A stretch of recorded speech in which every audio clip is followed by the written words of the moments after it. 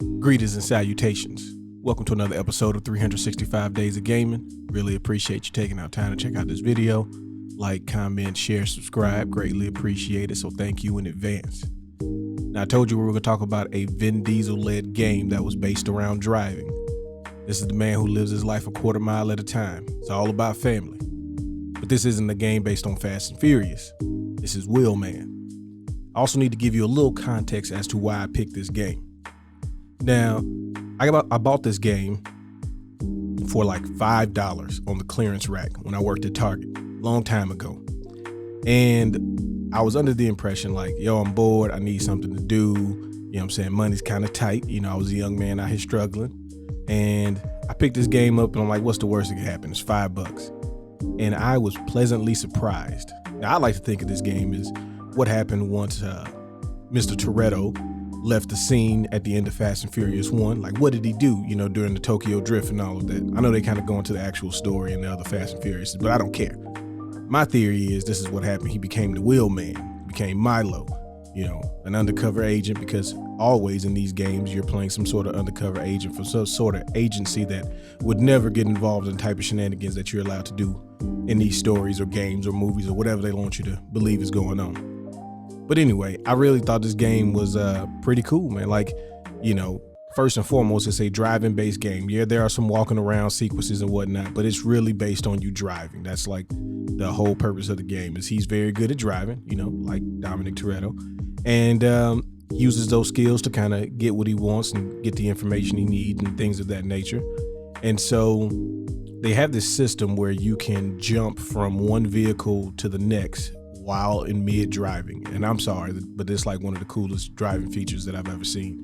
And every time you do it, you feel like, you know, you feel like a badass. Like, oh my goodness, I can't believe I just jumped, you know, from this motorcycle into this, you know, armored vehicle or whatever they got you doing. And the other thing is, like, the driving is really, really easy, which again, if I'm going to be driving a skill that's actually very hard to really do well in, you know, simulation driving and all those things, I don't want to do that. I don't want to learn all that stuff. I want to look good, and I want to feel like I'm that guy. And this game definitely makes you feel like you're that guy. Now, you know, the story, like I said, very cut and paste type of thing, but that's not what we're here for, man. This is a video game. So I want to do video game stuff, and you get to do a lot of video game stuff, as you can see. And the other thing is, like, while you're driving, you have the ability to like attack. So you can like ram into people, you know, from behind, and you do damage, and all these vehicles have like health bars. And you can also like side swipe them and take them out. And it's like, again, it makes you feel like you're that guy while you're in the vehicle. Now, sometimes, contrary to what I would want to do, the game will tell you, like, you know, for this mission, even though we taught you all of these cool driving things and how you can destroy everything around you, you know, don't do any damage to the vehicle. So you have to, you know, sometimes play it safe. But for the most part, it's all about chaotic set pieces, and there are random ramps everywhere for you to fly through, and it can do all of those 360 cutscene to style jumps and things like that.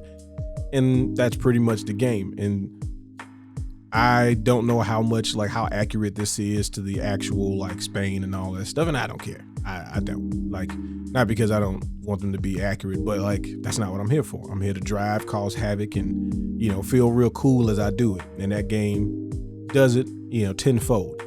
And for the price I paid for this game, I got my money's worth, and I enjoyed it. I beat this game, and it's not particularly hard. And it's also one of those games that has like an open world, but it's not so like, yes, I want a lot of content in the game, but there's always a balance. And I feel like sometimes there have been games that I purchased that are open world, and the map just fills up with dots everywhere. And I get overwhelmed, and I'm like, bro, I don't want to do any of this. Like, not even just sticking to the story, but the map just looks so convoluted. I just feel like it's too much, too soon, overall, whatever.